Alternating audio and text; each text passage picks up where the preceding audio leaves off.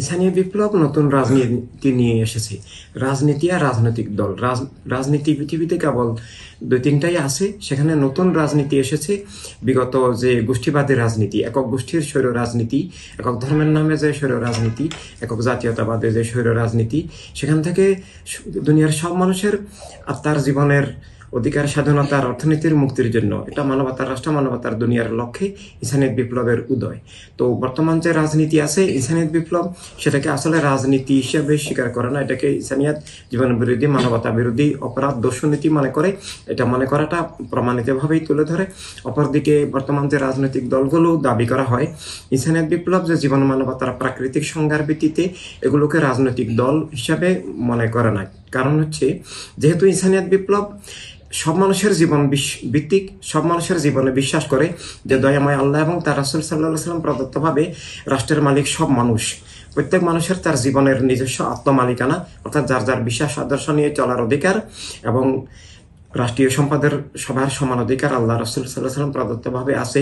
তাই ইনসানিয়ত বিপ্লবের মৌলিক নীতি, মৌলিক বিশ্বাস এই যে রাষ্ট্রসভার, দুনিয়া সভার, রাষ্ট্রের মালিক সব মানুষ আল্লাহ রাসূল প্রদত্তভাবে, এটা ন্যাচারাল। কিন্তু আমরা দেখতেছি যে রাজনৈতিক দল আর দলের যে পার্থক্য বর্তমান, সেটা ভুলিয়ে দেওয়া হয়েছে।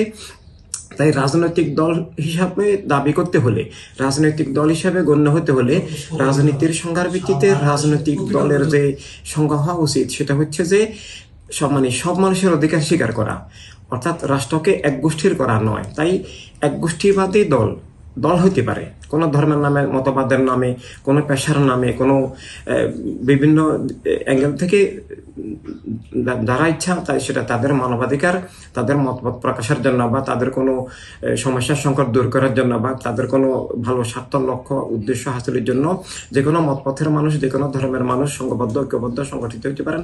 বাংলাদেশের সংবিধানেও সেটা লিখিত আছে, দল করা যায়। কিন্তু রাজনৈতিক দল হতে পারে না জেনারেশন নাই। কারণ রাজনৈতিক দল হতে হলে সব মানুষের অধিকার স্বীকার করতে হবে, অর্থাৎ সব মানুষের প্রতিনিধিত্বশীল হতে হবে। তাই একক ধর্মের দল হলে সেটা তো সব মানুষের প্রতিনিধিত্ব করে না। একক মতবাদের, একক জাতীয়তাবাদের, একক গোষ্ঠীর, একক শ্রেণীর যদি দল হয়, সেটা সব মানুষের প্রতিনিধিত্ব করে না। তাই বর্তমানে যে রাজনীতি আছে, সেই রাজনীতিকেও যেহেতু ইনসানিয়ত বিপ্লব জীবন বিরোধী, মানবতা বিরোধী, সত্য বিরোধী, ধর্ম বিরোধী, স্রষ্টা বিরোধী, সৃষ্টি বিরোধী অপরাধ মনে করে, তাই বর্তমান রাজনীতির সাথে ইনসানিয়ত বিপ্লব একাকার হতে পারে না। দ্বিতীয় হচ্ছে যে রাজনৈতিক দলের নামে যে একক গোষ্ঠীর যে স্বার্থভিত্তিক দল, একক ধর্মের নামে একক মতবাদ ভিত্তিক যে দল, সে দলকে ইনসানিয়ত বিপ্লব রাজনৈতিক দল মনে করে না। ইনসানিয়ত বিপ্লবের দৃষ্টিতে রাজনৈতিক দলের সংজ্ঞা হলো সব মানুষের, একক ধর্মের নয়, সব ধর্মের, সব জাতি, বর্ণের, শ্রেণীর মানুষের প্রতিনিধিত্ব করতে হবে, সবার হতে হবে। সেখানে সবার প্রবাসের দিকে থাকতে হবে, সেখানে সবার নেতৃত্বের সুযোগ থাকতে হবে।